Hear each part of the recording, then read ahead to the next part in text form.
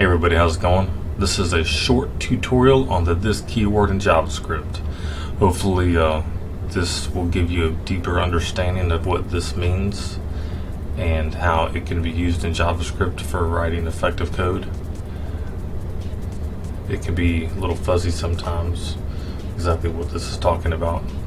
So let's dig in and see how this goes.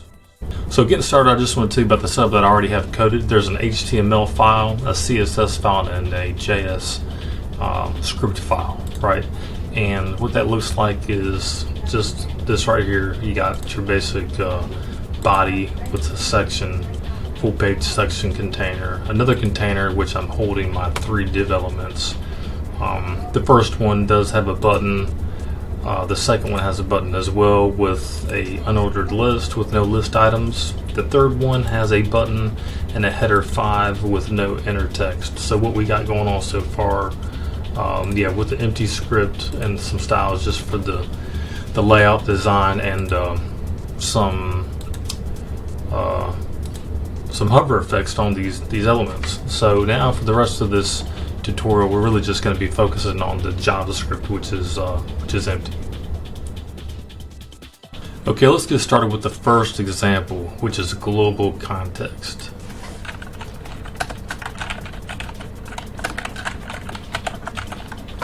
And simply, the easiest, or the only way I know how to really demonstrate what the global context is with this keyword is to put it in a function without any context whatsoever.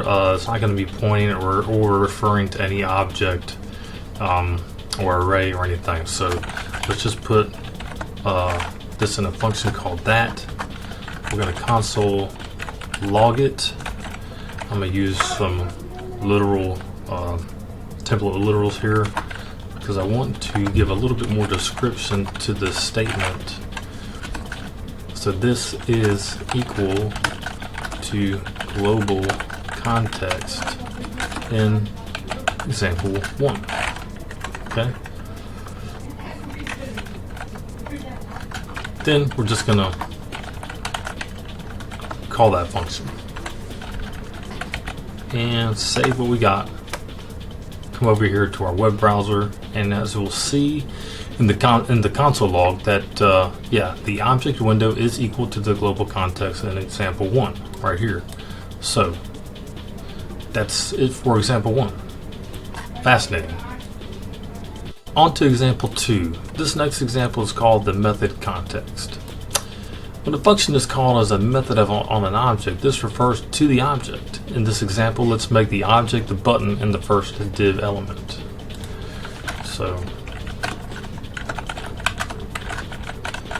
method context, and we are going to create a variable called x2 button. Use a document query selector to grab it by the ID of x2 button,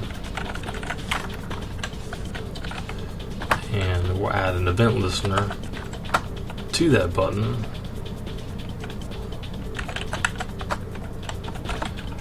We are going to listen for a click,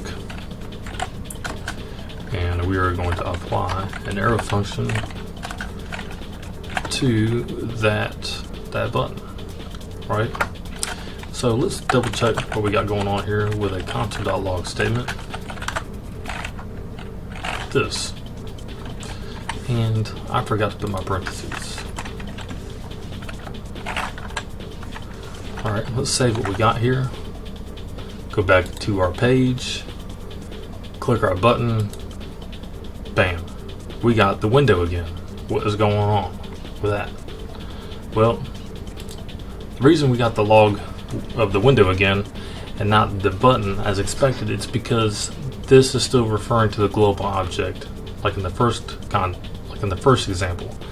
That's because when you're using a arrow function, it does not inherit the this keyword binding. A regular function or an anonymous function, right, will do that. It should. So let's check this out. changed it to a regular anonymous function. Let's go back to our page, click the button, bam, we got the button as expected. Okay, great. Now let's take this a step further, and okay, from here we can modify its text content. So I'm going to set up a toggle on the content by assigning a new variable with the let keyword to the current text content.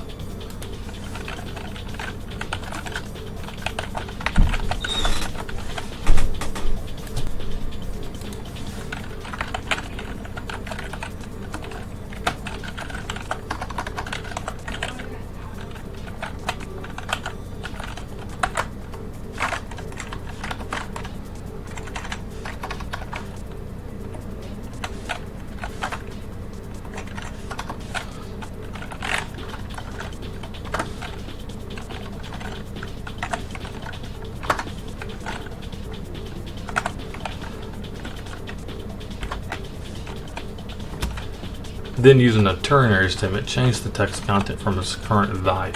So we're going to take the text content as it is. We're going to take the text content and we're going to set up a little ternary statement here with new text content. If it equals exactly, click me. We're going to say that it is now equal to clicked. If not, that means it's already clicked, and we're going to be changing it back to click me.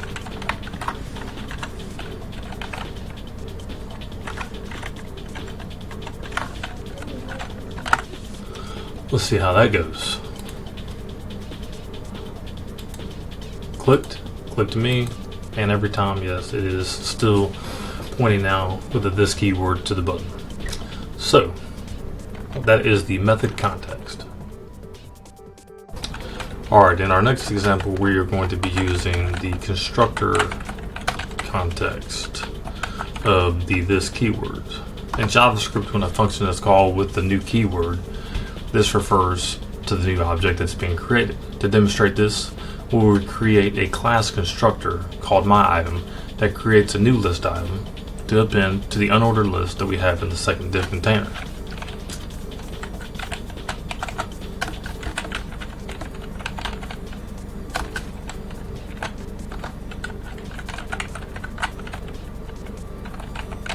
And we are also going to pass an argument with the parameter of text.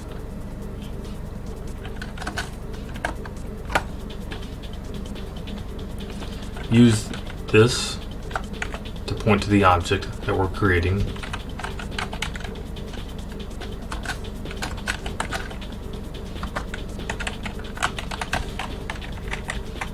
Which is going to be a list item.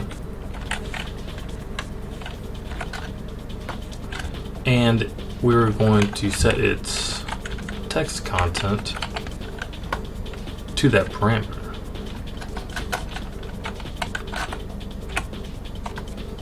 Alright, now we want to append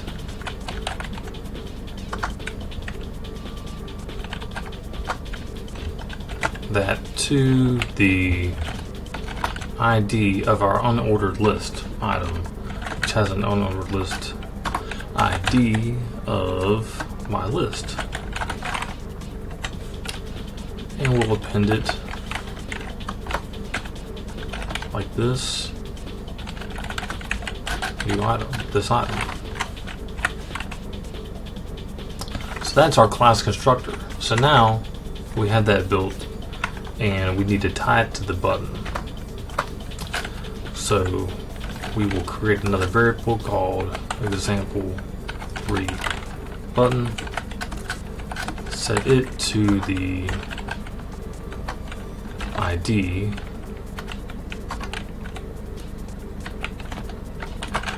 of example3 button, and then we will add an event listener to that button, We're going to listen for a click and call this function, which is going to take a, let's say we take a variable called my text. We'll say it is equal to new list item, and then we will create our new my item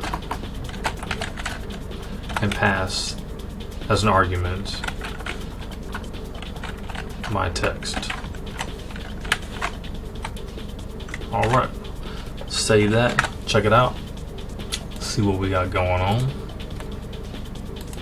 Here we go.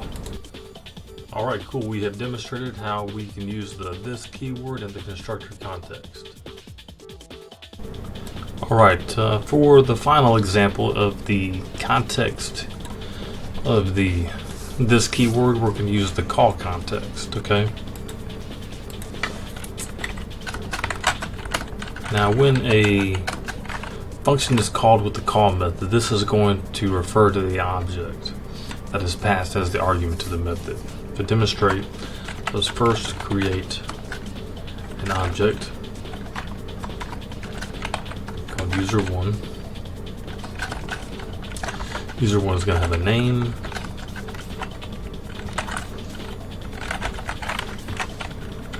User1 is going to have a function called introduce as one of its properties.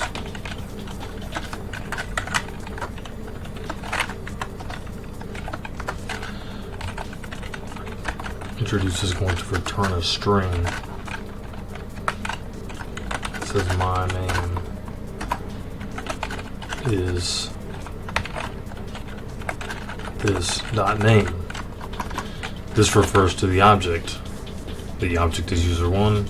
The name is Clinton. This should return that. This should return Clinton. Now we need to select the header 5 element. It has a class. I used a class of user instead of an ID. I don't know why I did that, but yeah. So now we're going to select the user. Now this is just a variable, could be anything. We're going to just name it the same thing as the class name, and I'm going to select query selector. And is a class user, and we're going to set the text content of this header 5 element to it's going to equal user 1 dot introduce function. Save that. And great, as expected, it says if my name is Clinton. Okay, cool. Alright, but let's create another user. So move up here, make sure you can see that. User 2. Let's say user 2 equals someone by the name of Alan. And this time we're not going to put an introduce function on this. So how could we use the introduce function that's on another object? Well, let's do this.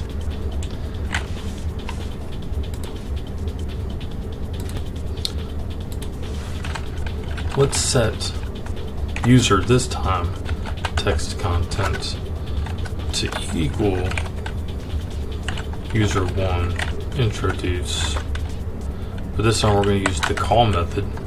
We're going to pass user2 as the object.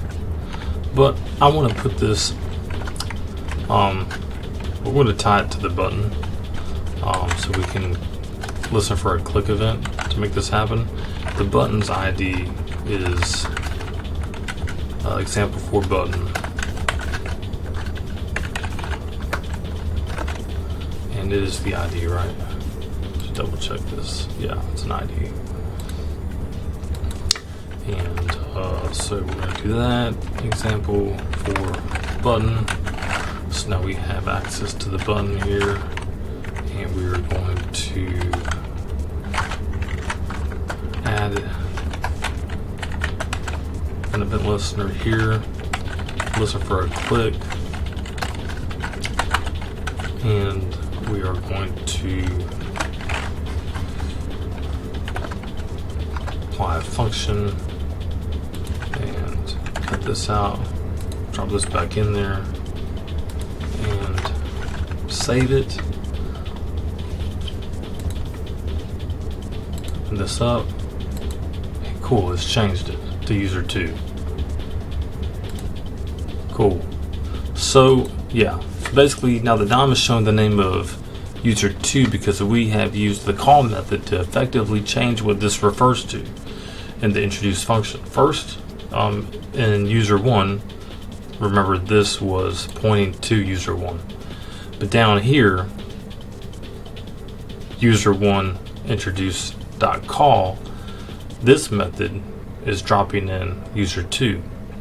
So this changes what this is referring to.